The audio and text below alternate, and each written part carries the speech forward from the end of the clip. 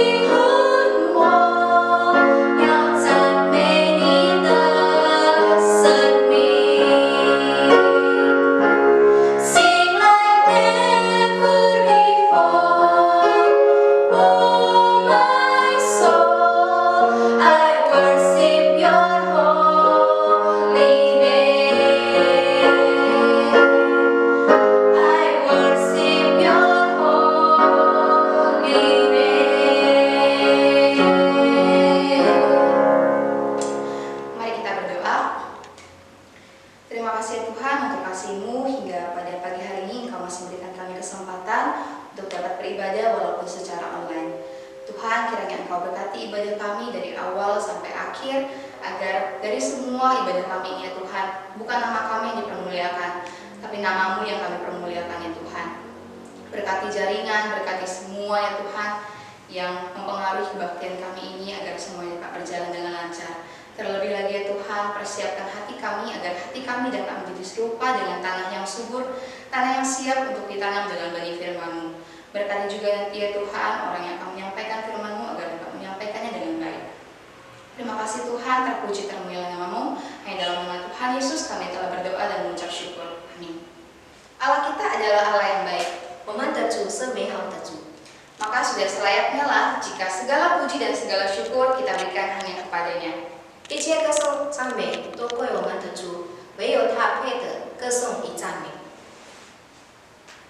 我们。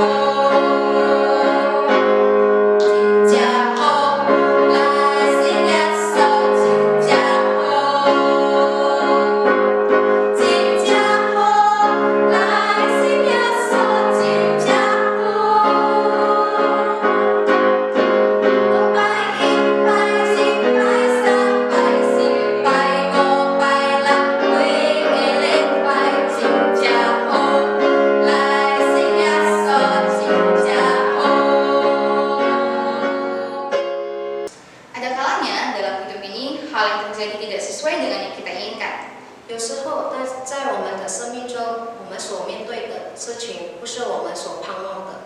Hujan dan badai menerpa. 有时我们会面对暴风和暴雨， Tapi kiranya setiap cobaan yang kita alami tidak membuat kita menjauh dari Tuhan. 但是我们所面对的试探不让我们远离神， Namun semakin menguatkan iman kita kepada Tuhan. 但是更刚强我们的心和爱耶稣。 Mari kita angkat lagu pujian ini. 我们来唱这首歌， Ku mau cinta Yesus selamanya. 我们要永永远远爱着耶稣。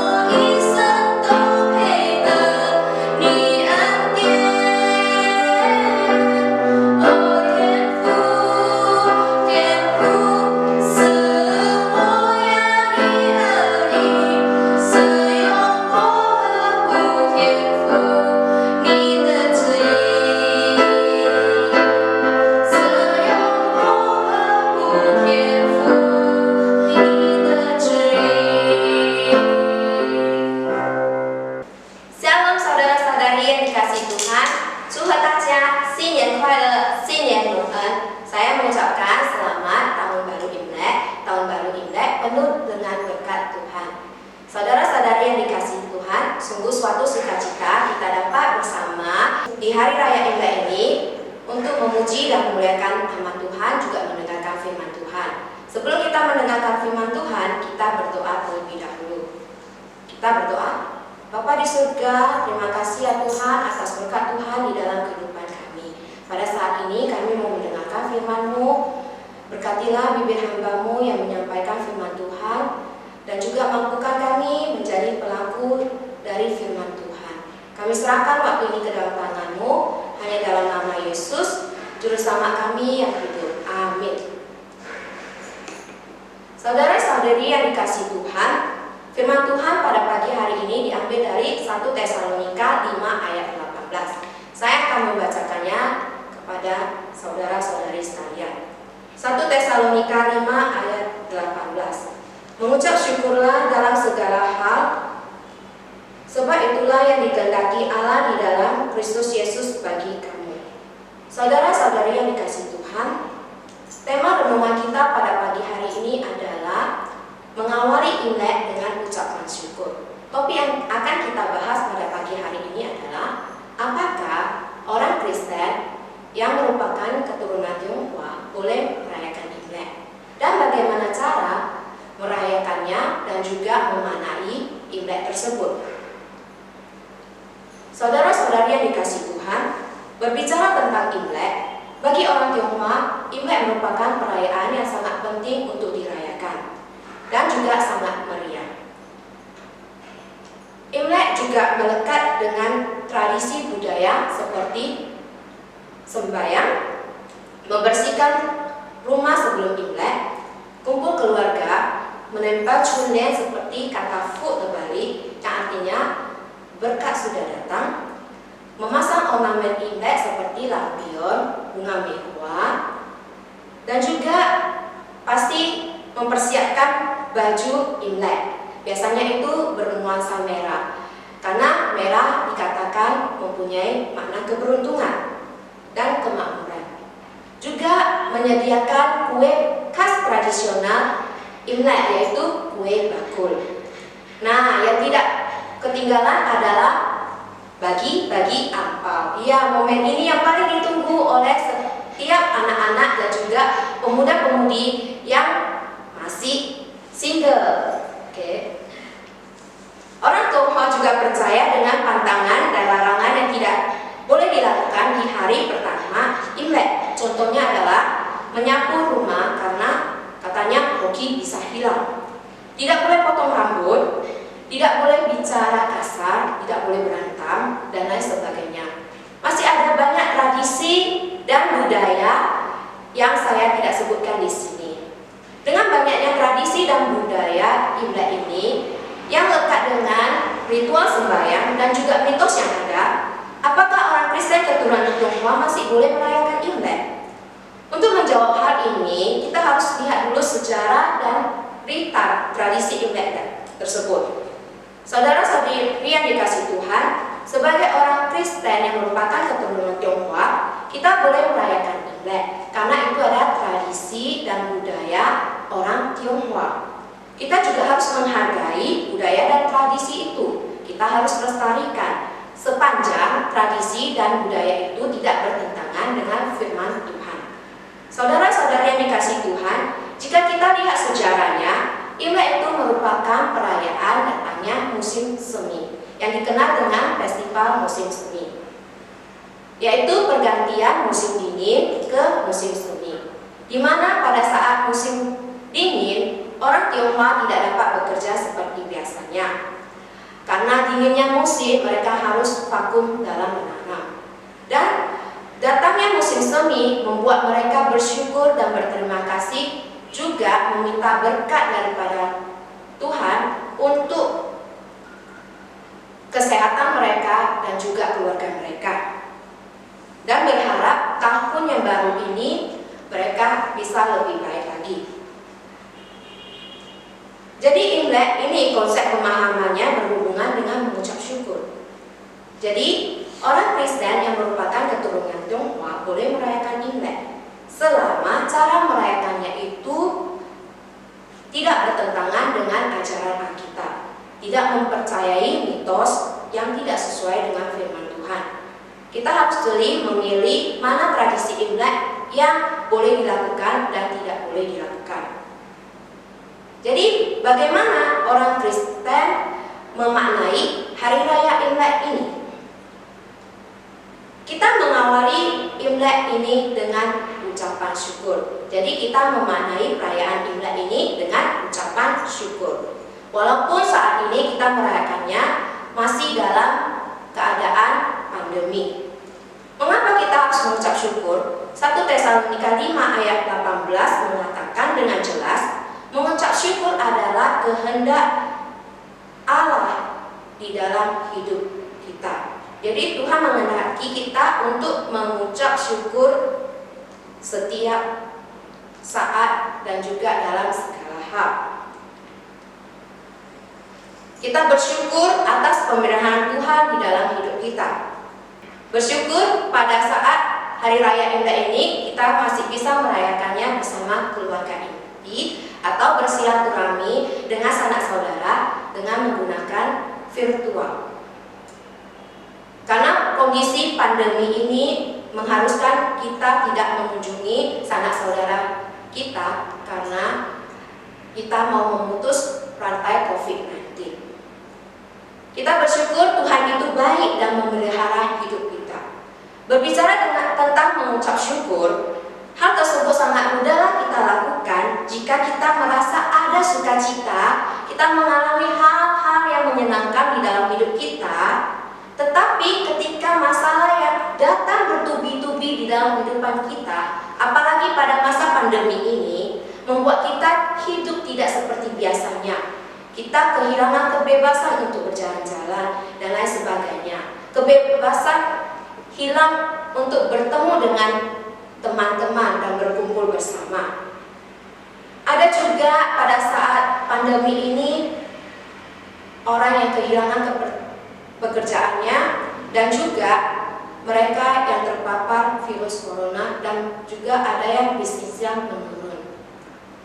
Dan pada saat Imlek ini juga kita dianjurkan untuk tidak bersilaturahmi ke rumah saudara-saudari kita, sanak saudara yang kita kasihi. Hal ini membuat kita sedih. Tapi pandemi ini juga membuat banyak umat Tuhan mengalami krisis iman dan pesimis karena kehilangan harapan dan tidak tahu apa yang harus diperbuat dan tidak tahu kapan pandemi ini berakhir. Dengan kondisi seperti ini, bagaimana kita mengucap syukur? Saudara-saudari yang dikasihi Tuhan, firman Tuhan pada pagi hari ini mengingatkan kita untuk dapat mengucap syukur dalam segala hal, bukan dalam hal tertentu saja. Walaupun kita mengalami krisis dan pandemi saat ini, kita tetap harus mengucap syukur, karena itulah yang dikehendaki Tuhan di dalam hidup kita. Kita dapat mengucap syukur pada masa-masa pandemi ini atau masa-masa sulit ini adalah merupakan suatu proses mendewasakan iman kita, di mana kita diproses untuk lebih dekat dengan Tuhan, tetap bersandar kepadanya, bertobat, berbalik kepada Tuhan, dan jangan menyerah akan keadaan. Hal yang membuat kita tidak dapat mengucap syukur dalam kehidupan kita adalah ketika kita bersikap selalu mengeluh, bersungut-sungut, khawatir akan hidup, membesarkan masalah yang kita alami, membandingkan berkat kita dengan berkat orang lain, dan juga selalu merasa tidak cukup. Juga mengukur kebaikan Tuhan menurut pemikiran kita sendiri. Ketika ada masalah, kita bilang Tuhan itu tidak baik. Padahal kita tahu Tuhan itu baik. Kita lupa akan kebaikan Tuhan di dalam hidup kita. Sikap inilah yang membuat kita tidak dapat mengucap syukur dalam segala hal. Nah, sekarang kata kunci untuk kita bisa dapat mengucap syukur dalam segala hal adalah kita harus percaya kepada Tuhan. Percaya Tuhan itu baik, mengasihi kita, dan peduli akan hidup kita. Ketika kita mengalami permasalahan dan kesulitan, percayalah kita bisa melalui ini semua hanya bersama dengan Tuhan saja. Tuhan tidak pernah merancangkan yang buruk di dalam kehidupan kita, tapi Ia merancangkan damai sejahtera di dalam hidup kita. Ketika kita menghadapi permasalahan, andalkanlah Tuhan, taruhlah harapanmu ke dalam Tuhan. Jangan menyerah dengan keadaan. Saudara-saudari yang dikasihi Tuhan, segala peristiwa yang terjadi di dalam hidup kita adalah sekehendak Allah, dan ada kebaikan yang Tuhan kerjakan di dalamnya. Roma 8 ayat 28 mengatakan bahwa Allah turut bekerja dalam segala sesuatu untuk mendatangkan kebaikan bagi yang mengasihi Dia. Kita juga dapat menyerahkan kekhawatiran kita kepada Tuhan. 1 Petrus 5 ayat 7 tertulis, serahkanlah segala kekhawatiranmu kepadanya, sebab Ia memelihara kamu. Saudara-saudari yang terkasih, pandemi ini bukanlah akhir dari segalanya. Kita tidak perlu atau harus khawatir terus-menerus dan cemas. Yang kita harus lakukan adalah waspada, berjaga-jaga, dan ikuti protokol kesehatan. Jangan bandel, ikuti protokol kesehatan. Percayalah Tuhan melindungi dan memelihara hidup kita. Tuhan akan menolong kita melalui kesulitan ini. Tuhan tidak pernah meninggalkan kita. Tetaplah bersandar dan percaya kepada Tuhan. Ada rencana indah yang Tuhan rancangkan di dalam hidup kita. Jadi awalilah hari raya Imlek ini dengan mengucap syukur, sebab Tuhan itu baik. Mana kedua dalam merayakan Imlek adalah momen kumpul keluarga. Saudara-saudari yang terkasih, pada saat Imlek, tradisi kumpul keluarga malam sehari sebelum Imlek itu disebut Sacape. Ini merupakan momen yang sangat penting bagi orang Tionghoa karena semua keluarga dapat berkumpul dan pulang ke rumah orang tua. Biasanya momen ini dirayakan dengan makan bersama.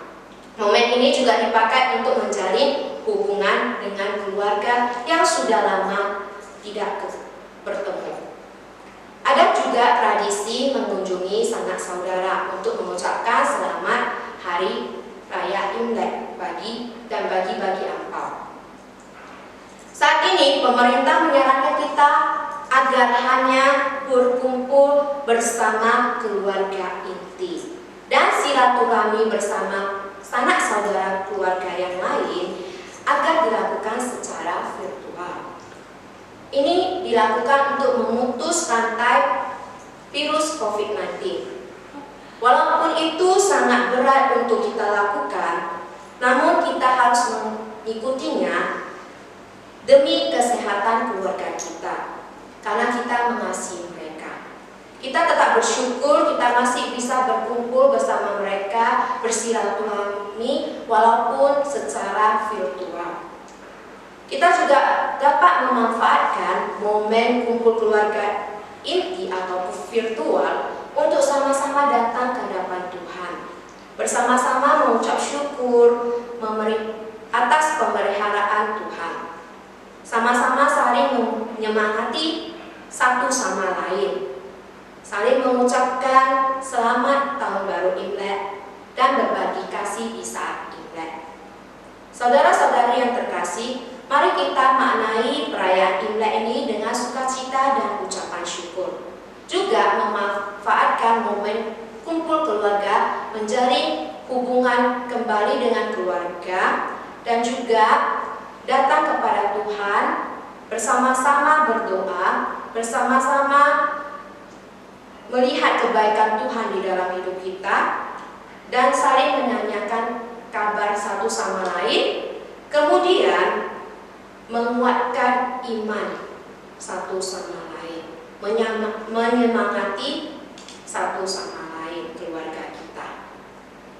Tetaplah beriman di dalam Tuhan meskipun mengalami krisis dan masalah dalam hidup kita.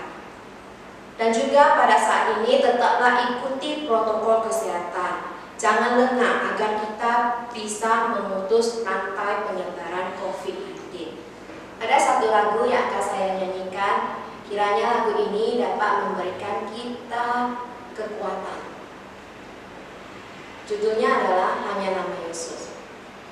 Saat tiada jalan, hadapi persoalan, Yesus ada di sana dan memberiku jawaban. Pahitnya kenyataan dan tak mampu bertahan, Yesus ada di sana dan memberiku jawaban. Hanya nama Yesus, hanya nama Yesus,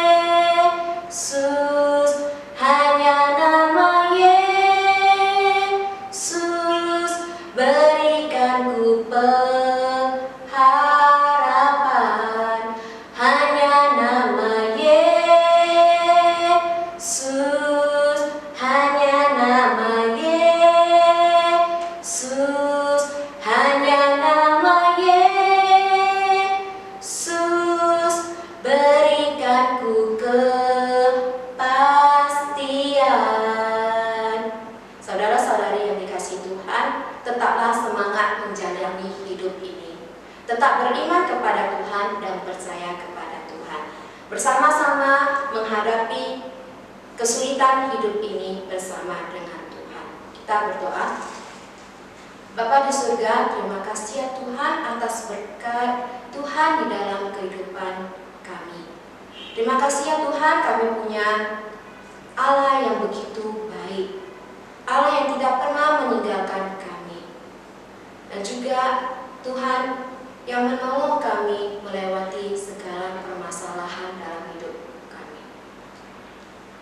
Bapa, kami di sini berdoa untuk permasalahan bangsa dan negara kami ya Tuhan, di mana sekarang ini menghadapi pandemi, dan juga saat ini banyak sekali orang yang terpapar virus corona. Kiranya Tuhan yang menolong mereka agar mereka dapat Tuhan sembuhkan.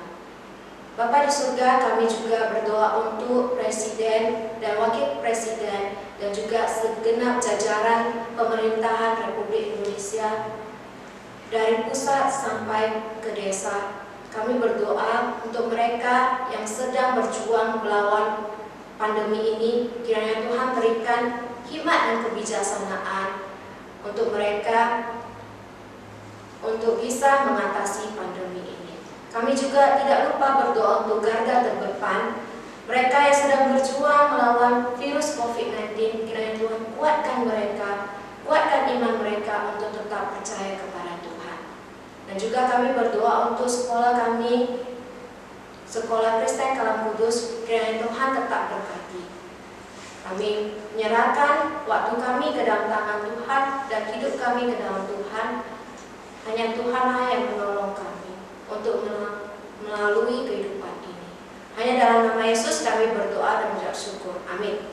祝贺大家新年快乐，新年蒙恩，身体健康，爱主更深。 Saya di sini mengucapkan selamat tahun baru Imlek. Tahun baru Imlek penuh dengan berkat Tuhan. Semoga sehat selalu dan mengasihi Tuhan lebih dalam lagi.